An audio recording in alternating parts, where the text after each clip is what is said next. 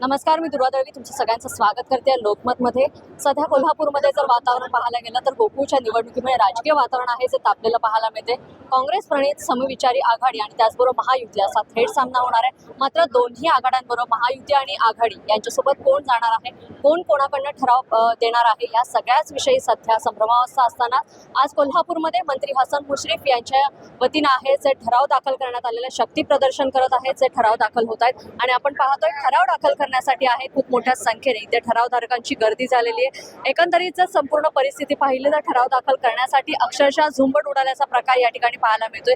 मात्र हे ठराव दाखल करत असताना अनेक जी कागदपत्र आहेत ती कागदपत्र त्यांची पूर्तता करण्याची जी प्रक्रिया आहे ती प्रक्रिया या ठिकाणी सुरू आहे। मात्र ही प्रक्रिया आहे ही किचकट प्रक्रिया आहे आणि त्यामुळे या ठिकाणी ठरावधारकांची अक्षरशः झुंबड उडाल्याचं पाहायला मिळते आपल्याला।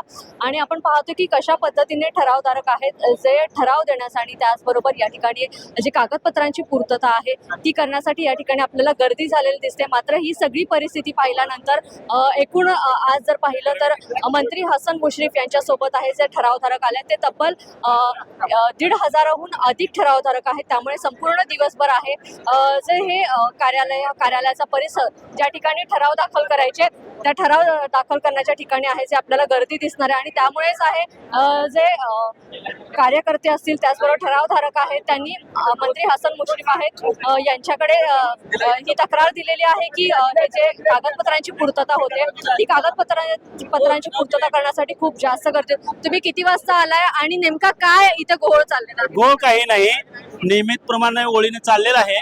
आम्ही 11 वाजता आलोय, सूचनेप्रमाणे आम्ही फॉर्म भरायला आलोय, अगदी व्यवस्थित चालू आहे। कोणत्या कोणत्या कागदपत्रांची झेरॉक्स मागितली जाते त्याच्याबद्दल सांग।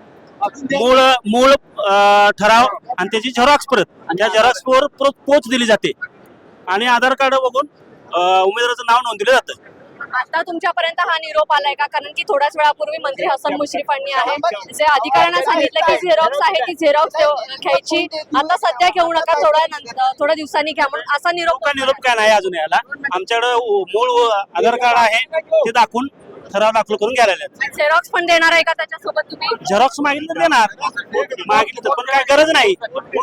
पोचसाठी झेरॉक्सच्या बी हे आणलेले आहे। पण हसन मुश्रीफांच्या कार्यकर्त्यांनी असं सांगितलं की झेरॉक्स काढण्यासाठी पुन्हा बाहेर जावं लागतं आणि लाईन सोडावी लागते। आम्ही येताना झेरॉक्स घेऊन तयार झालो। तुमच्यापर्यंत हा निरोप पोहोचलाय का अधिकाऱ्यांकडनं की झेरॉक्स मागायची आहे का? सांगितले आता मंत्री हसन मुश्रीफ 4 दिवस काम करतोय त्यापासून आता आल्यानंतर मंत्री हसन मुश्रीफांनी अधिकाऱ्यांना सांगितलं की झेरॉक्स साठी परत बाहेर जावं लागतंय, त्यामुळे झेरॉक्स सध्या तरी घेऊ नका। अगोदरच आम्ही जे ठराव घेतले ना जसं आता आलेल्या ठरावधारकांकडनं तशी झेरॉक्स घेणार आहात? हो घेणार तर आपण पाहतो की एकंदरीतच गोंधळाची परिस्थिती आपल्याला या ठिकाणी दिसते। पूर्णपणे जर हा संपूर्ण परिसर पाहिला तर जे बॅरिगेट्स लावले त्या बॅरिगेट्स आहेत त्याच्यावरती पूर्णपणे भार आहे जो ठरावधारकांचा या ठिकाणी पडताना आपल्याला पाहायला मिळतोय। खूप मोठ्या संख्येने हे ठरावधारक या ठिकाणी आलेले आहेत आणि त्यामुळे या ठिकाणी गोंधळाची परिस्थिती आहे जी निर्माण झालेली आपल्याला पाहायला मिळते।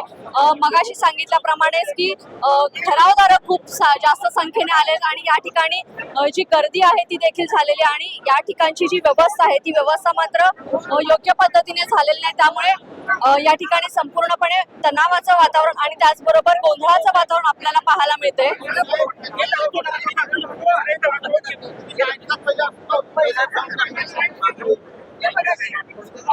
तर काही ठरावधारक आहेत त्यांच्याशी आपण बोलूया। काय नेमकी परिस्थिती आहे इथे? तुमचे ठराव घेतले जात आहेत का व्यवस्थित?